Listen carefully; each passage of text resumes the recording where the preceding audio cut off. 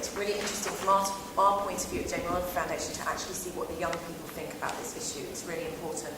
We've done a lot of work, as you're probably very well aware, in school dinners since 2005, and we are continuing some of that work now with the new coalition government, because we've kind of had to think about bringing a new campaign back in, because the investment that perhaps was there in school meals and the school meal system with the previous government is not there now, for lots of different reasons, and obviously we feel that we need to bring that campaign back to life, and we are starting to do a lot of work on that, so I will talk to you a little bit about that.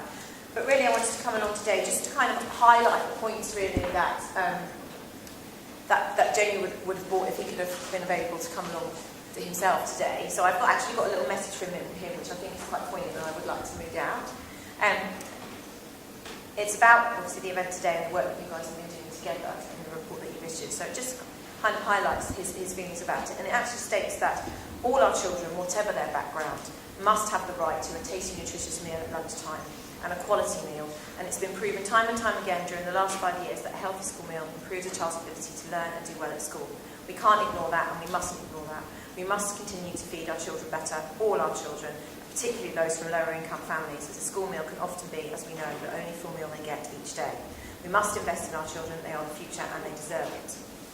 So a lot of the work that we've started to do since, I guess, the new government came in really, is around the quality of school meals and bringing that back to life. So one of the things that we're really concerned about at the moment is the nutritional standards issue, and the fact that free schools and academies are not having to abide by the legislation. It's not by the legislation. It's not legislation that they have to follow those guidelines. It's being left up to those schools to make those decisions themselves. Some of those schools are making the right decisions and are, of course, investing and continuing to invest in school food. But with budgets being cut left, right and centre, it's obviously not becoming an easy thing for them to do.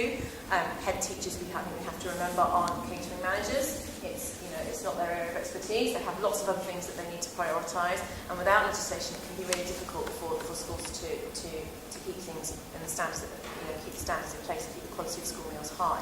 So it's an issue that concerns us. We also know that there are lots of academies and free schools out there who are not continuing to serve meals that are meeting the nutritional standards, and that can be irrelevant to the free school meal issue, but it is more important for those children that might be entitled to that free school meal and the children that come from lower income families. So that's one of the areas of work that we need to be looking at.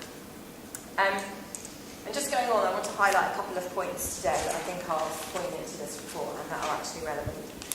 We know now that 3 million children are eating a school meal every day, and that these figures are the highest that we've had in a long time.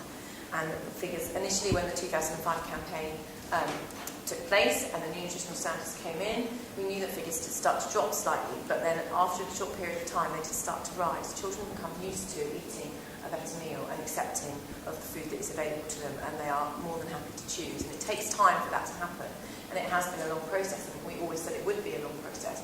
But now that we're starting to see the corner being turned and more children coming forward and taking up their free school meal entitlement, we need to keep the quality of school meals going, because more children are having them, and if we start to bring back poor quality food that we used to see, so the turkey twizzlers and the smiley faces and that sort of thing, if we start to bring those things back, then we're going to undo so much of the good work that we've all been doing over the last 5 years, and that's going to be a real worry.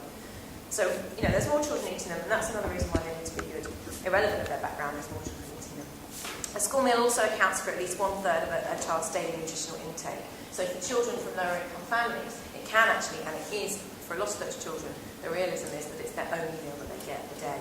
If it's not right, and it's not high quality, then what are we offering them? It's nothing.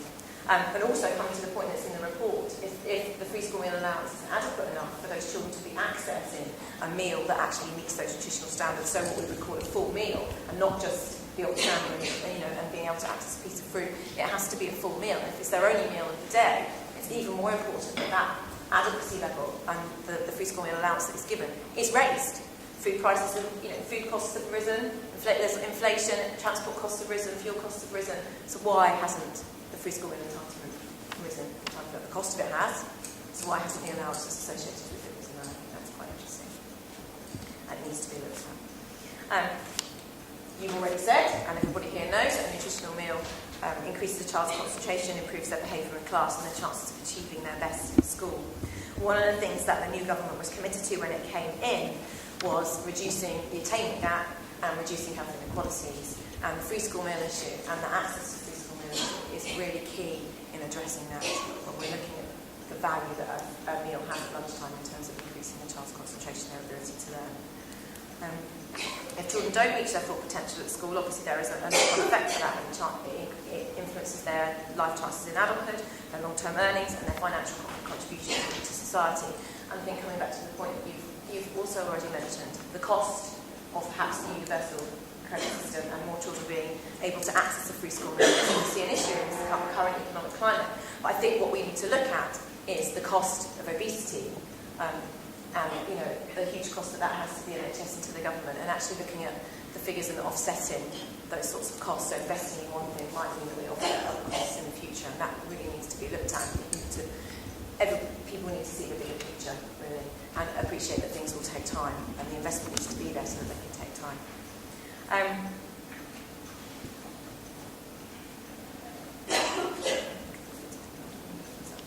So the message that I wanted to bring is really that Jamie believes in what the Child Protection Group is doing and what the British Youth Council has done within this report.